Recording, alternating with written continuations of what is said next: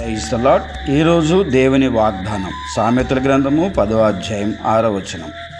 నీతిమంతుని తల మీదికి ఆశీర్వాదములు వచ్చును, దేవునికి మహిమ కలుగును గాక.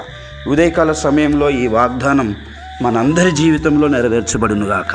మరి నీతిగా యథార్థంగా బ్రతుకుతూ యథార్థంగా దేవుని కొరకు జీవిస్తూ అలాగే నీతిగా బ్రతికే ప్రతి ఒక్కరి తల మీదకి దేవుని ఆశీర్వాదములు వస్తాయని సెలవిచ్చాడు.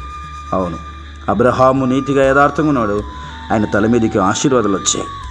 అలాగే మరి యేసేపు నీతిగా యథార్థంగా ఉన్నాడు, ప్రార్థన కలిగి ఉన్నాడు, ఆయన తల మీదకి దేవుని ఆశీర్వాదాలు వచ్చాయి.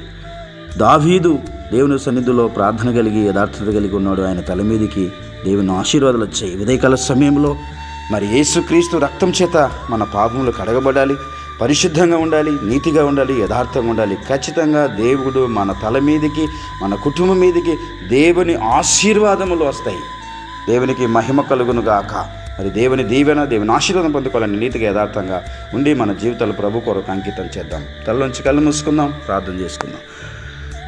ప్రేమ కలిగిన మా తండ్రి, పరిశుద్ధమైన యేసయ్యా నీకు స్తోత్రం. ఉదయకాల సమయంలో నీతిమంతుని తల మీదకి ఆశీర్వాదములు వచ్చినన్నావు తండ్రి. అవునాయన, నీతిగా యథార్థంగా ఉండాలి, క్రీస్తు యేసు రక్తం చేత కడగబడాలి, నీ కొరకు బ్రతుకుటకు నాయన విశ్వాసంతో మీరు నింపండి తండ్రి. నీతిమంతులుగా బ్రతుకుటకు సహాయం చేయండి.